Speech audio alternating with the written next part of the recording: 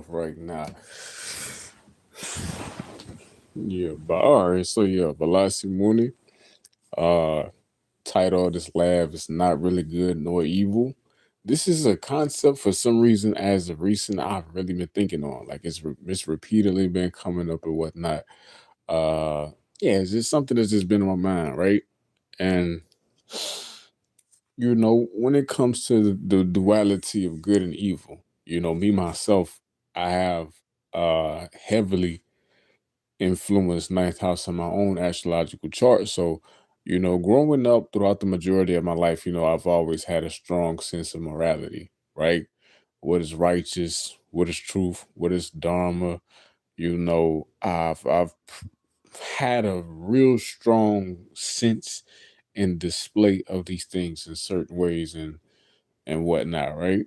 I'm saying it's certain things that I'm just steadfast truthful about. It's crazy, you know what I'm saying? But anyway, getting to the good and evil dynamic, you know.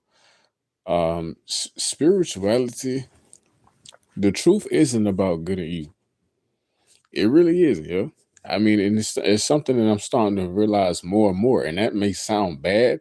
That may sound like, oh, you just don't want to follow rules, or you know what I'm saying. That you know consciousness is one ideology.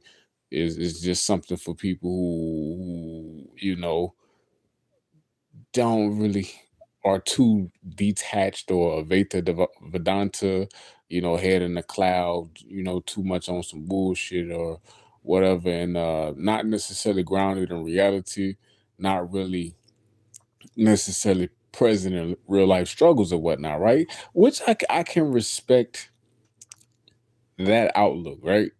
I can respect it. I can dig it. You feel me? I don't. You shouldn't just fucking go out here feeling like none of this shit is real. All this consciousness, all this God. You know what I'm saying?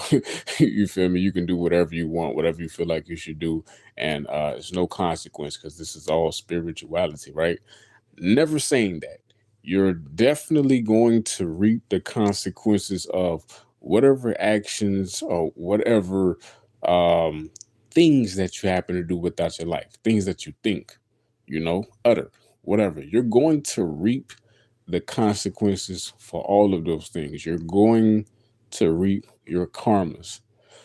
My personal outlook on life is that you're not reaping your karmas because God is mad at you and God just wants to beat your ass, right? God just has some type of vendetta to where he just want to see niggas taste uppercuts. Like that's not why you have to taste your karmas, right?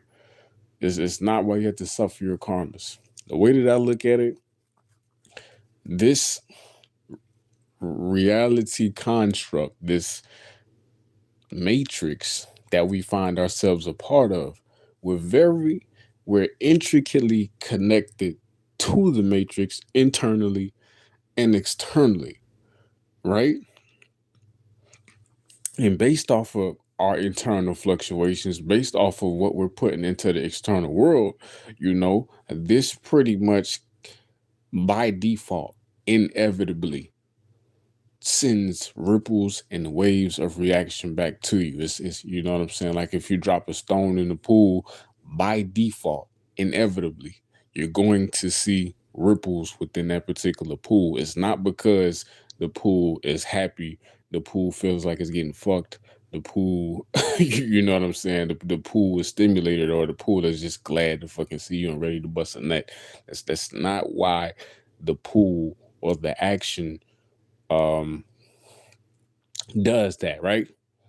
It's not that a ripple comes and whatever because the pool fucking hates you and wants to behead you and it wants your mama to whatever. It's not because it's any emotional attachment. Rest in peace, Charlie Kirk. Rest in peace, Lil Kirk, man. Yeah. We got to take a quick moment to say a quick prayer for that young man. Lil Kirk, right? Man, good old days, right? They turned my boy to a pack of Newport Newport hundreds. But nah, get back to the topic, right? All right, so karmic reaction. Karmic reaction. Oh, that's a crazy combination. I'm not at all finna. Oh God. Hey man, I love everybody, man. You know, no matter your hat size, whether big or small, we love them all. Uh, what's that one song by Michael Jackson? Not Man in the Mirror. I forget the fucking lyrics and all. It's something about we love everybody. Fuck it. But no, all right. So getting back to the topic. Karmic reaction. You drop a stone in a pool of water. The pool of water sends out ripples of waves and reaction just because that's not natural physics in play. Not because the pool of water has some type of emotional connection to you, the pool of water wants to fuck you, or the pool of water wants you dead. It's none of that. It's merely because this is physics in action. You feel me? It's natural law in action, right? And similarly, people want to attribute, karma. Oh, you feel me? He did this and he's just getting back negative karma, or you feel me? You did this in the past life and yada yada yada, et cetera, et cetera. God does not want to beat your ass. God is not somewhere on a cloud just ironing his fist, right, and just ready to feed you uppercuts. That's not the case. It's merely you're getting you're getting the intensity of your own previous actions, and these previous actions are merely law. It's merely physics in action. Now you can learn something from the intensity of certain karmic experiences that you might go through. You can take it as a lesson, but I don't even think it's for the lesson. You feel me? Because a lot of times people don't learn. A lot of times people go through certain things and blame everybody else outside of themselves or whatnot, right? Feel like it's the world's fault, right? Might end up more traumatized or more whatever on the other side of whatever experience. You know what I'm saying? Some people grow. People do grow, people do evolve, and people do take the lesson as a lesson and let it transform their lives for the better. But that's up to the individual being in that particular situation, right? But it's not a given, right? But ultimately, the reaction is just the reaction. The reaction is just a result of the action. You know what I'm saying? You punch a nigga in the face and he killed your dog. You gonna learn not to punch people in the face for no reason, right? Or you can punch a nigga in the face and he kill your dog, and you can go blame him like, oh, you're a fucking horrible person. Why did you kill my dog? And you can go just be tore up. You start drinking, you start fucking fat bitches, you feel me? And your life just goes from there. Like you can do that if you want to, but it's like you never took into account the fact that you punched this nigga in the face for no fucking reason. Right? But back to the good and evil shit, man. Um, Especially from a scripture, a standpoint of the scriptures. It's real funny because a lot of the greatest spiritualists or a lot of the people who occupy the highest heavens or whatever often can get incarnated into demonic families or associated with demonic races, right? For instance, Jaya and Vijaya. Jaya and Vijaya from the Vedic scriptures. Jaya and Vijaya are pretty much like the gatekeepers of Vaikunta. Vaikunta, you could pretty much say it's the abode, it's the realm of one of the three Trinity gods in Hinduism, right? So it's a very high place to exist in. It's a very high heaven, one of the highest heavens, right? So Jaya and Vijaya are the bodyguards, or they're the gatekeepers for this particular heaven. And one day, a celebration was taking place within the heaven. Um, I want to summarize this story without making it too elaborate, but I want to make it detailed as well. So I'm gonna figure that out. But yeah. So one day, it was these four guys, these four eternal sages, for the oldest entities within the universe, or four sages who are amongst the oldest entities in the universe, right? The Shwini Kumaras, right? These sages, even though they were the amongst the oldest beings in the universe, they only appear as 5-year olds. They eternally appear and transverse the cosmos as beings of 5-year old youth, right? So one day, these 4 5-year old niggas come to Vaikunta asking for entrance so that they can see Lord Vishnu, which Lord Vishnu, he's the god of the universe, right? And the doorkeepers, Jaya and Vijaya, they laugh at the Kumaras. They think the Kumaras to only be kids, children. They think it's childish for them to be trying to come here. They didn't allow them to enter, right? And the Kumaras, these four little kids who happen to be amongst the oldest entities of the universe, grew extremely mad and they cursed the gatekeepers, right? They cursed the gatekeepers. They say, you niggas go to fucking Earth and be born. You know what I'm saying? And that is an extreme curse. Earth is an extreme level curse for the higher gods, deities, and beings and consciousness, right? Earth is hell basically, right? And so the gatekeepers, they get down, on their knees, they bow, pause, no diddy. They bow down, they um pretty much just beg for mercy and beg for forgiveness, right? They don't want to go to Earth.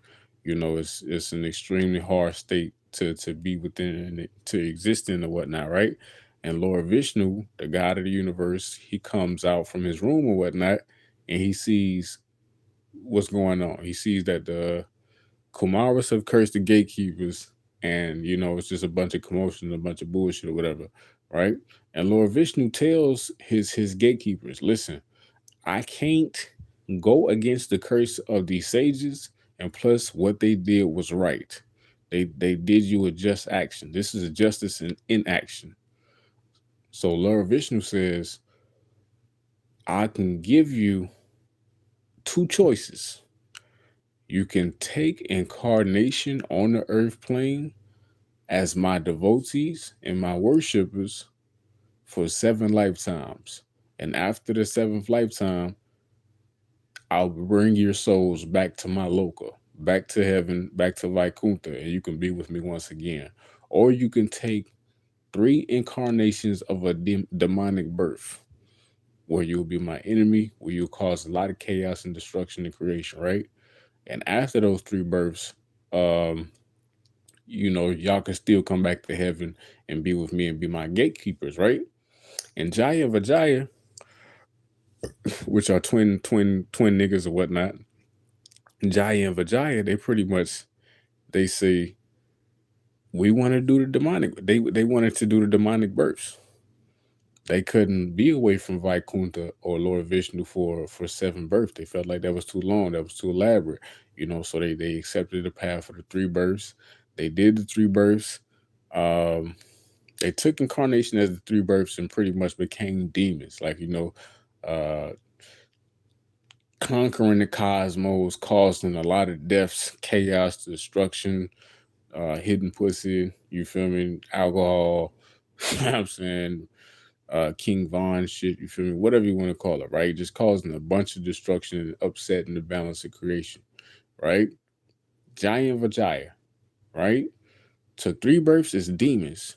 3 births is pretty much Satanists, if you want to call it, right? Doing the worst amount of things. But after those 3 births, they went back to the highest heaven, the highest spiritual plane, and the highest place of destination, basically, available to souls in creation, right? And it's like, you would think, if this really is a good and evil type of thing, like if this really is a creation that's about how good were you, how many brownie points did you earn, how many doors you opened for people at the grocery store, you feel me, how many you know what I'm saying, how many tips did you leave the bitch at Subway, You know, how many times did you smile at the old white lady? You feel me? How many times did was you just a good old fashioned nigger, right? How much of a good old fashioned good nigger were you throughout your life? You know, it's not about that. It's really not about that, right? How much evil did you avoid, right? It's not about that in itself, at least, right? And again, I'm not condoning you just do anything, but what I'm trying to say is the truth is more subtle, and it's more it's more subtle, and it's more transcendent than the paradigm of good and evil. If you want to see this reality as GTA of some sort, you know, if you can have the understanding that this is GTA, this is something that I'm cutting on for a temporary amount of time. I'm going to play this character. I'm finna fuck bitches and kill cows. This is what I'm finna do. This is what I'm finna do, right? Fuck bitches and kill cows. Innocent cows on GTA. You can wreak chaos on GTA. You can do whatever the fuck you want, right? The most retarded of retarded shits or whatnot, right? And you can hop off and be a good father of 8 people, a good father of 8, you know, a loyal husband. You feel me? You feed the community. You do all the holiest of things and most spiritual activities. And God came and talked to you in person, bow down, kiss your feet, all of this whatnot. Right? You can get off of the game, get out of the illusion, and literally do all of these things and whatnot. And but it's like the illusion doesn't determine the truth of your character, the essence of your character, the illusion, the game, GTA, which would just be like a virtual incarnation of yours, right? Right.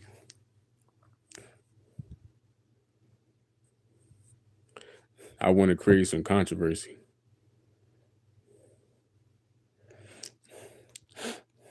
But it's like, yeah, like you got the greatest. Yeah, that's crazy. Kanye being right is insane. That's that brother trying to get banned. He trying to get he can't step outside thinking like that, brother. That's crazy. But nah, it's just something to really like. It's just something I've been thinking about as of late. Like how these niggas was able to get accepted back into the heavens, being the most demonic niggas in creation, like Hiranyakashipu and Hiranyaksha. Fuck Ravana, you know what I'm saying? The nigga was taking pussy without permission, my dog. The nigga was fucking so many bitches. The nigga was goddamn. The nigga had goddamn got cursed or whatever. That if he was to fuck another bitch without her permission, his head was gonna explode. You know what I'm saying? And it's like this is the nigga that literally went to Vaikunta, which is the abode of Lord Vishnu after his next incarnation. 2 incarnations later. And he was wild as fuck, bro. But it's like we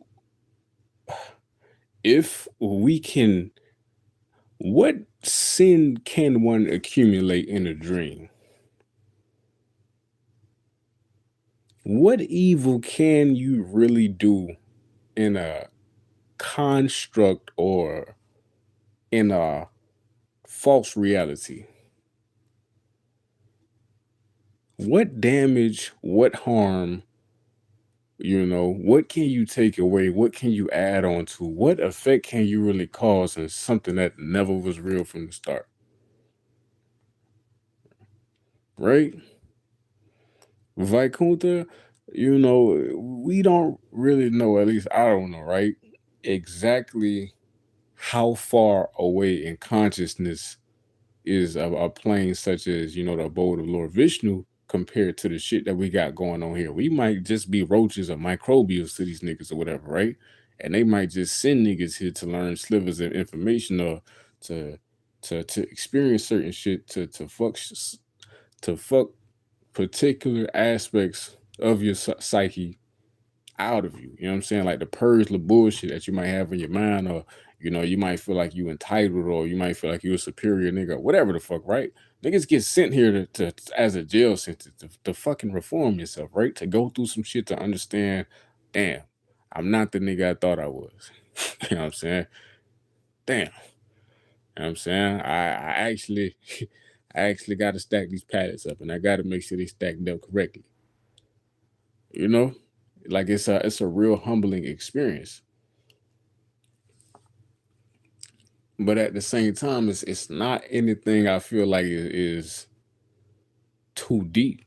That was my problem. I got such a strong ninth house. I was seeing shit through like such a rigid view of, righteousness and morality and dharma and truth, and how many days did I fast? How many times did I, uh fucking clean my nose with water and pray to the God, and you know all this extra pure ass shit or whatever the fuck, in order to obtain a higher truth or be in accordance with God or whatnot. And it's like, I'm not knocking none of that. None of that is wrong. None of that.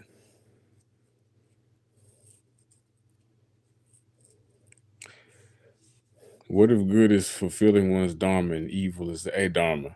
Let's say it's one's dharma to be he who taketh poon poon at will. That is a crazy ah that's insane. Poon poon at will. Um, I don't know. The thing is, people minds are so fucked up. Like this, we got to be honest. First of all, the shit that we living in is really fucked up. I feel like everybody at least got some form of fucked up thought patterns that you y'all niggas know that this shit should not be spoken openly, right? But anyway, I feel like people have the natural, on some level, have a natural urge or an intensity to take things farther beyond than they should go. Not saying that it always should pertain to sex. That's wild to be taking poon poon at will, right? But just with anything, right? You know what I'm saying? You want to test your daddy. You feel me? Feel like you're stronger than the nigga. You want to knock the nigga out, or you want to do something to the nigga one day. You feel me? Y'all, you want to curse out your boss, you want to fuck your homie bitch, or whatever the fuck, right? I feel like everybody has some degree or some level of go further, do shit not supposed to do, right? And that's just the ego in operation. That's just a person really wanting to reach a state of unlimited expression, but you really going about it in a very limited way, if that makes sense. But back to the point, what if it's someone's dharma to take poon poon at will?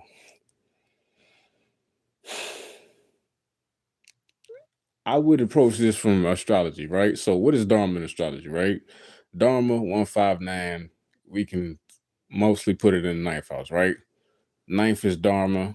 What is opposite of ninth? Third comma, desire. You know what I'm saying? Self-initiation, self-action. What you want to do, your hobbies, your interests, and all of this. Truthfully, I do feel dharma ultimately comes from what you want to do. It kind of says this in the Bhagavad Gita. There is no higher dharma than your own self dharma, your swadharma. You feel me? What's inside of you? What do you want to do? And what's inside of you is only inside of you because it's you, and that's what the fuck you have inside of you for whatever reason, right? Not necessarily the doing of some other being, or God formed you. Uh, he formed you to want to spit in bitches' asses or whatever the fuck, right? It's not just about that. That might have a that might be a part of it, you know. You might have some influence over that, but ultimately, your dharma and what you want to do is all on you, right? If you want to be a monk and go to the Himalaya, and never touch pussy a day in your life. That's your dharma. That's what you want to do for whatever reason you want to do it. If you want to, I don't know, eat raccoons or whatever the fuck, right? Whatever you want to do is what you want to do. And it's like, if a person were to have that type of tendency within itself, he want to take boom boom. All the bitches who throw pussy at him, them ain't the ones he want to fuck. For some reason, this nigga want to fuck unwilling bitches. That's insane. But whatever, you feel me? That's him. You know what I'm saying? This being this fucked up being right here, who everybody can agree, like, this is a fucked up nigga, something wrong with a nigga, right? This is a chaotic motherfucker. This is a nigga who hasn't quelled the chaos within himself, right? This nigga, as much as we might not like it, still is connected to immortal expression. You feel me?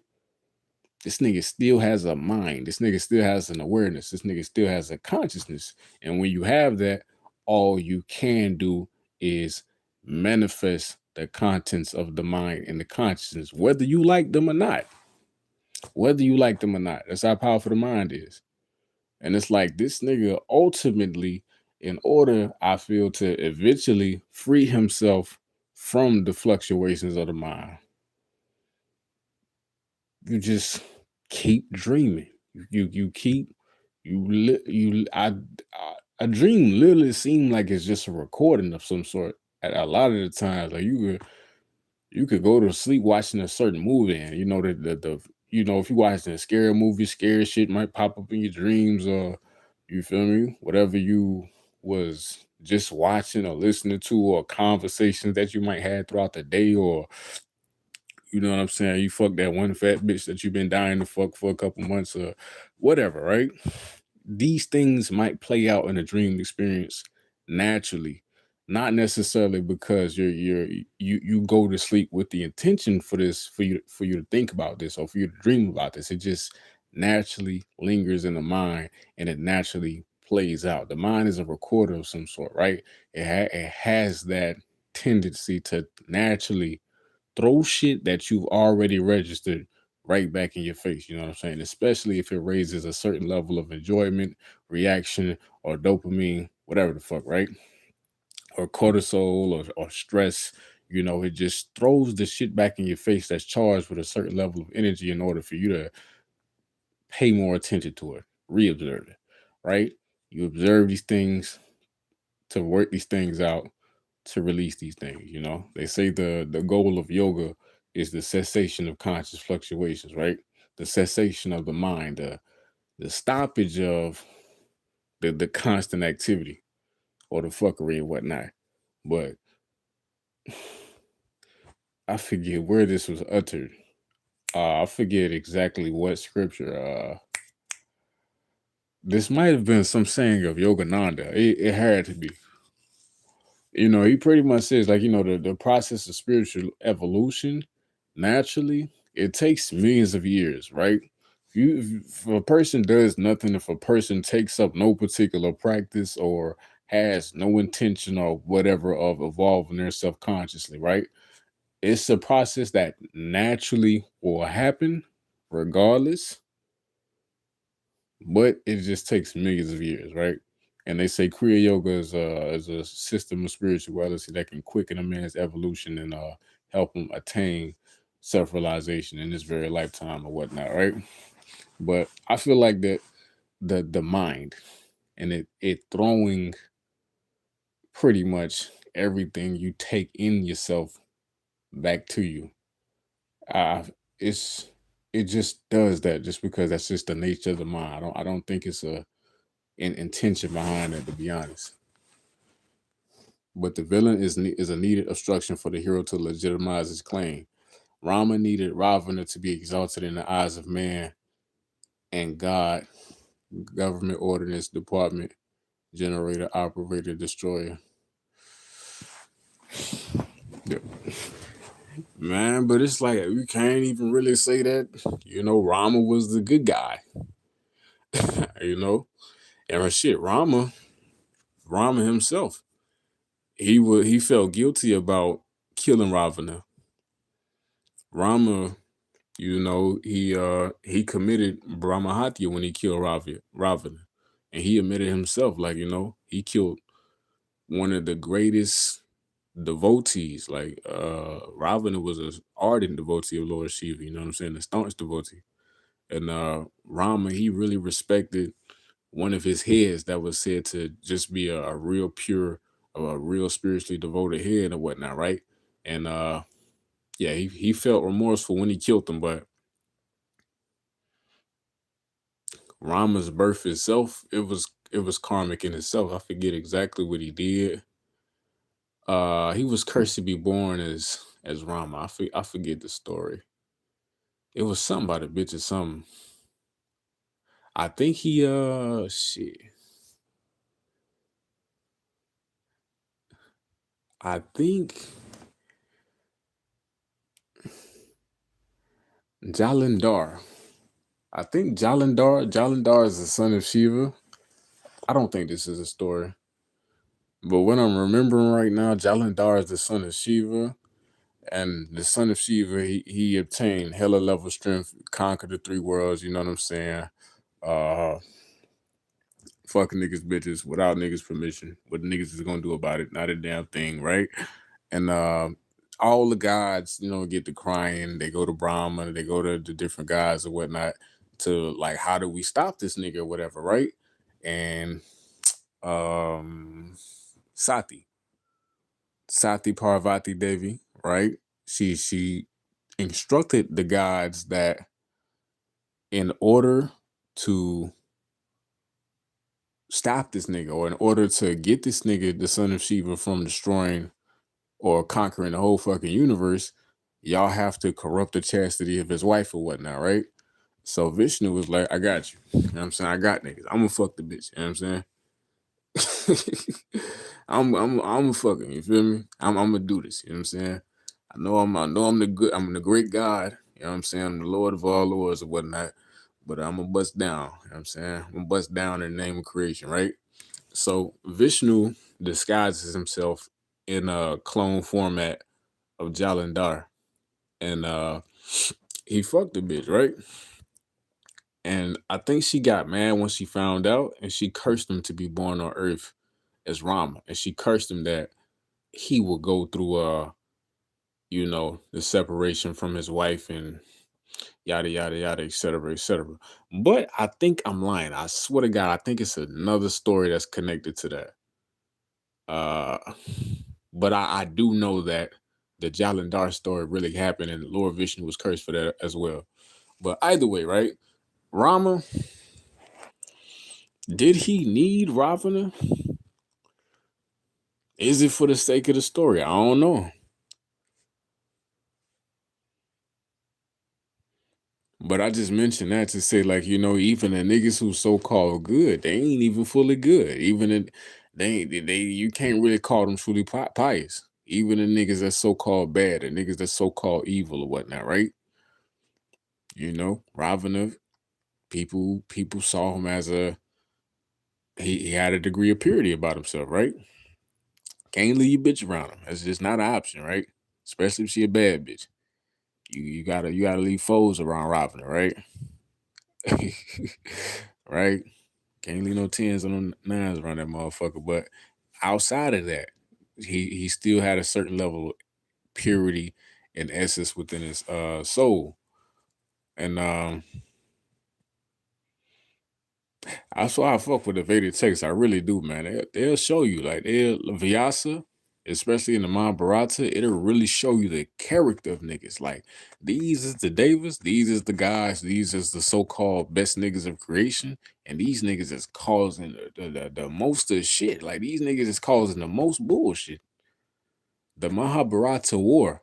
If nigga, when I read that Bhishma, or not Bhishma, but Bhima was pretty much bullying, his cousins or whatever, right? Duryodhana and them niggas, right? Bhima was dunking niggas in trash cans, basically, and you feel me, woogieing niggas and wedgies, and uh damn near beating niggas to death in the childhood or whatever. Bhima was, imagine, like, come on, dog. Like, imagine hopping up out your motherfucking bed, right? You know what I'm saying? You hit the streets, you know what I'm saying? Nigga, you got your chalk in your hand, you feel me? You got your fastest motherfucking bike, you know what I'm saying? You ready to go out and do cartwheels and impress the little neighborhood bitches and all this extra shit or whatnot. And imagine a nigga that's twice your motherfucking size just get the uppercut you every fucking day. Like you're going to want to body that nigga at some point. It's just a normal human expression. You're going to want the nigga to die. It don't matter if the nigga your cousin. It don't matter who the fuck it is, dog. You're going to want the nigga to die. You know, and the scripture doesn't speak of anybody stopping or preventing Bima from doing all that wild ass shit to his cousins or whatever, right? Bima was a cruel nigga. Bima was an extremely cruel nigga, a funny nigga, but a cruel nigga from some of the feats that he's pulled off, right? But it's like that action alone was one of the major fire starters for the war, taking place in the first place.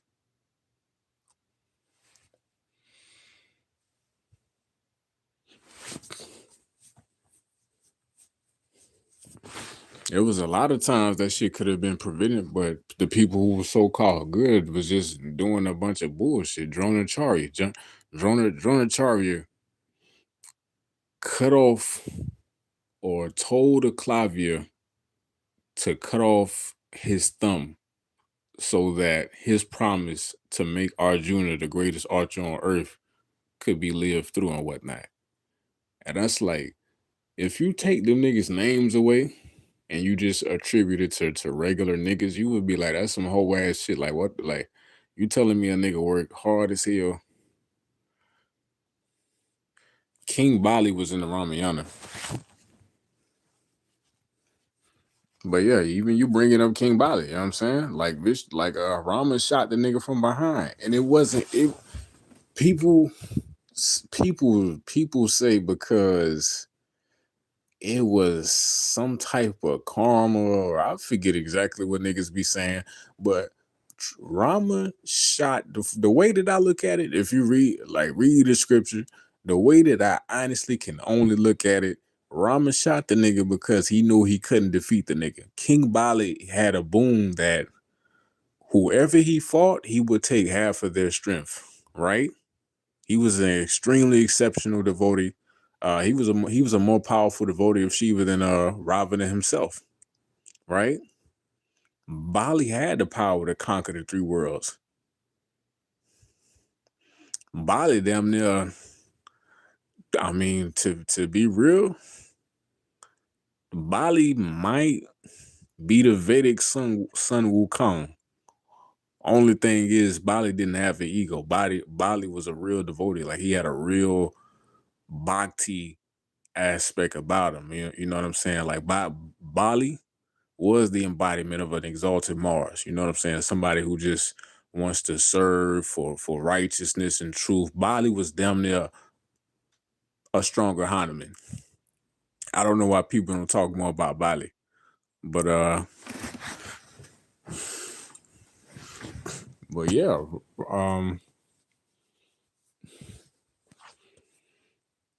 yeah, Rama he shot him because they knew they couldn't kill the nigga. They couldn't. There's no way they could have they could have stopped Bali. And Sugriva, I forget the story exactly, but okay, so Bali went to fight some demon in a fucking cave, and Sugriva, which is his brother, went with him, right? So Bali is the kingdom. Bali is the king of their fucking kingdom or whatever the fuck it's called, right? He goes to fight this demon in the cave. They fighting long amounts of times. I think it might have been like, I don't know, tens or hundreds of days, or however the fuck long they was fighting.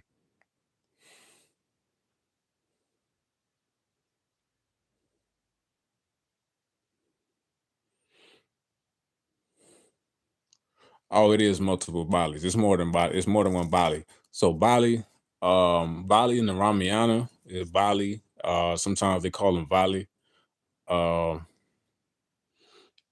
Bali, Vali, whatever you want to call him, is a Vanara, right? He's of Hanuman's race and whatnot. This is Sugriva's brother. They got the story of Sugriva and so Sugriva was motherfucking fuck what they call expelled extra nigga don't even fucking word, but got kicked out the fucking kingdom or whatnot, you know what I'm saying? And Sugriva was trying to get his shit back, and he went to Rama to help him get his shit back or whatever, right?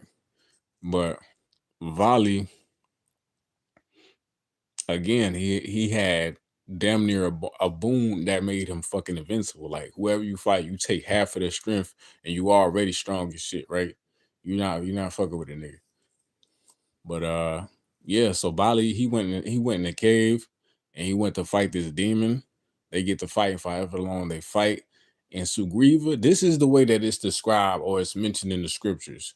Su- Sugriva sees a pool of blood start to flow out of the cave or whatever, and he believes his brother to be killed. So it says that in Sugriva got the notion to barricade the fucking cave with a large ass stone or whatnot, right?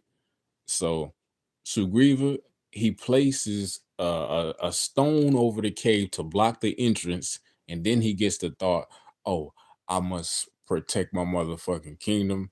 You know what I'm saying? I must, Dharma, Dharma, righteous, righteous, truth, truth, whatever. So he barricades the fucking cave, and he goes back.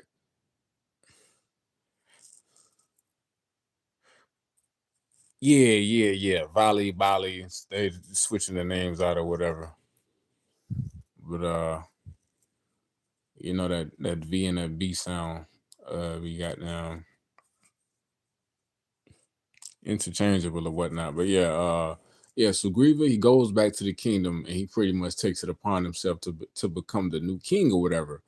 And assuming that his brother's dead, right?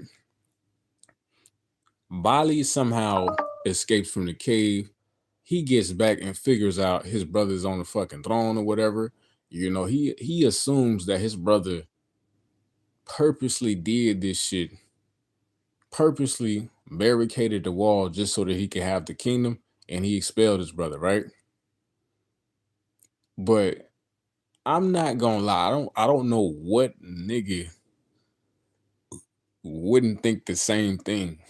Like, bruh, you ain't thought the goddamn, you feel me, check. You ain't thought to get some type of confirmation that your brother might have died in that motherfucker or something. Like, you automatically thought to barricade the fucking you know what I'm saying, to barricade the fucking entrance. You feel me? So that nobody could escape, even if your brother was alive, and to just go back to the kingdom or whatever, right? But moral of the story, right? The scripture, the way they tell it, they kind of paint it like Sugriva is innocent, but from what I think, Sugriva was a bullshit ass nigga just trying to be on the throne, and Violet just wasn't going for it, right? And he was just like, get the fuck on, nigga. That's the way I look at it. And them saying something about some fucking karma of Vali, that's why he killed the nigga from behind. It's like, nah, that wasn't it. Y'all killed the nigga from behind because there was no other way to kill the nigga, right? You can't kill him in battle. It's just not happening. But people from a scriptural perspective, people like to overinflate certain personalities and believe that those personalities are just untouchable and whatnot. That's what it seemed like.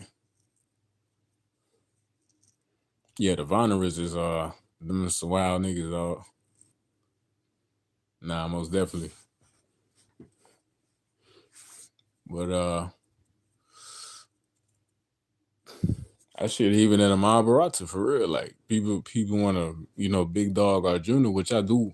I fuck with Arjuna. I do got a lot of respect for the character of Arjuna and whatnot, right?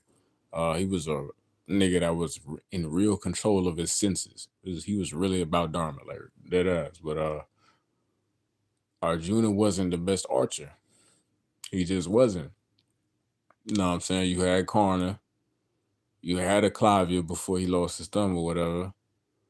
And even from a warrior standpoint, arguably, Abhimanyu definitely would have eventually became a better warrior than him because the nigga was so OP, uh, being, at such a young age and whatnot. Uh, But it's like, what else? Duryodhana and them niggas weren't weak niggas either. They really wasn't. Duryodhana had a boom. The nigga pretty much was invincible from the fucking from the waist up.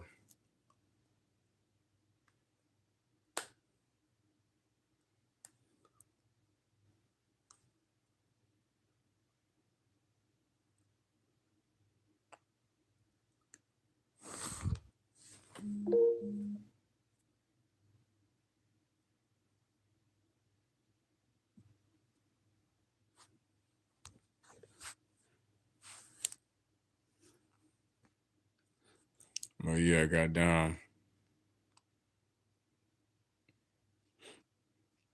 That's one thing. I mean, that's really the main message of the Mahabharata, though. Dharma, the subtleties of Dharma. You know, right and wrong, good and evil. Uh, what's proper and what's not proper. What's Dharma, a Dharma. It truly is a subtle art. Even Lord Krishna himself, like, I ain't even gonna lie, bro. Like, it really seems like the purpose of births or the avatars of Krishna for some reason always harbored some level of destruction or the removal of powerful niggas so that weaker niggas could take the place of powerful niggas. You know what I'm saying? The Matsya avatar, you feel me? That was the flood story or whatnot. And if you look at it from the Anunnaki perspective, you know, in Lil and them niggas, you know, humanity was causing a bunch of noise, a bunch of commotion, and, you know, and a bunch of bullshit. You feel me? And, you know, they said, fuck it, we gonna flood the earth. It's time to get niggas up out of here, right? They flood the earth. Inky, the Matsya avatar, Lord Vishnu, whatever you want to call him. He goes to the sage Utnapishtim or Vivaswatamanu or, again, whatever niggas want to call him. And gets the nigga to build an ark, save humanity. The nigga gets immortality. The human lifespan gets reduced dramatically. Niggas go to living from hundreds and thousands of years to only living in a short fraction of time or whatnot, right? That's the Matsya avatar. Um, shit. Parashuram. Parashuram came. He killed off the Kshatriya race itself from the face of the planet. It was only Brahmins, Vaishyas, and Sudras after fucking Parasha got done doing what he was doing or whatever. So it's like, you know what I'm saying? Like, this is the great guy, but the great guy causing a lot of, you know, the great guy causing a lot of motherfucking cleansings on the planet for whatever reason, right? Krishna,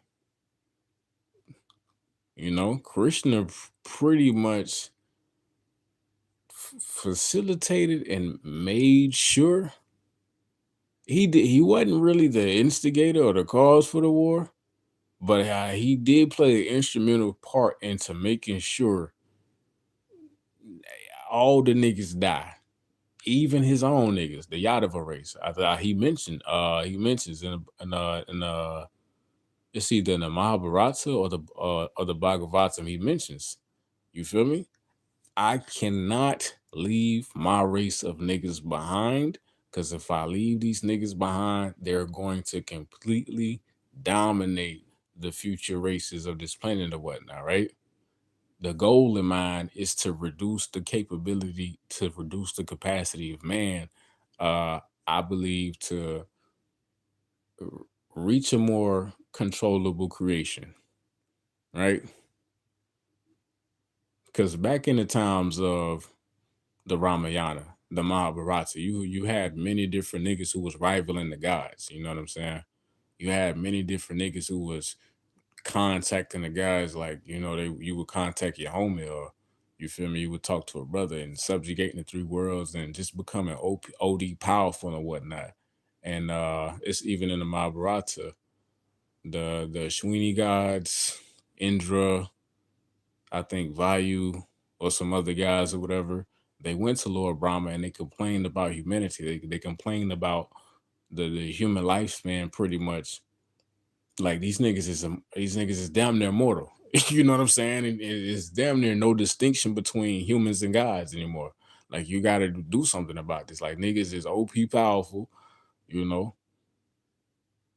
niggas is doing all this celestial, extra astronomical ass shit, obtaining all these levels of knowledge, and you feel me, having all of these different access to different realms and shit. It's like it's no fucking distinction between humans and gods. And this came at a time period when Yama, I think Yama was performing some type of sacrifice or something, and he was neglecting the duty of killing off the humans and shit. So Brahma said, okay, you know what I'm saying?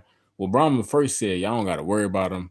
Niggas is humans, you feel me? It's creation. Shit gonna balance itself out, you feel me? Just fucking stop fucking crying. Like stop being a bitch, y'all good. But they was like, nah, we need niggas to die. Like we need niggas to get up out of here and we need niggas to be weaker than you feel me, us niggas, right? That sound like some cosmic racism or some sort of so whatever the fuck. But Brahma, Brahma said, okay, whatever. You feel me? This is what y'all want. I'll make it happen. You know what I'm saying? So Brahma pretty much assisted them into getting to a point to where the human lifespan is dramatically reduced. But the funny thing about that, the same niggas that wanted humans to be reduced are often mentioned in many different parts of the scripture as well as having to incarnate as niggas. The same Ashwini guys that complained and went to Brahma about niggas being too close to the gods, them is the same niggas that incarnated as in portions as fucking Nakala and Sadeva, right? And had to experience the bloodshed of the war, right? Had to experience a lot of the karmic complexity of the human condition or whatnot, right? Had experienced a lot of the bullshit or whatnot, right? So I just feel like that's just another way, you know, the that's another way that real dharma manifests, not dharma, but karma manifests or shows itself, if that makes sense.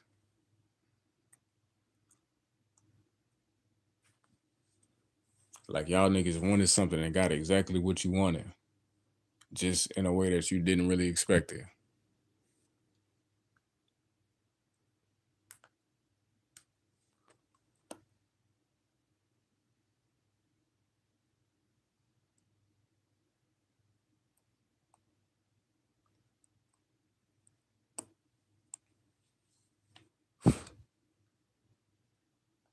But yeah,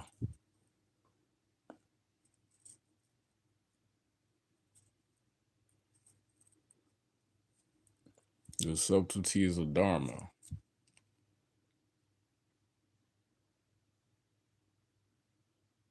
Mm.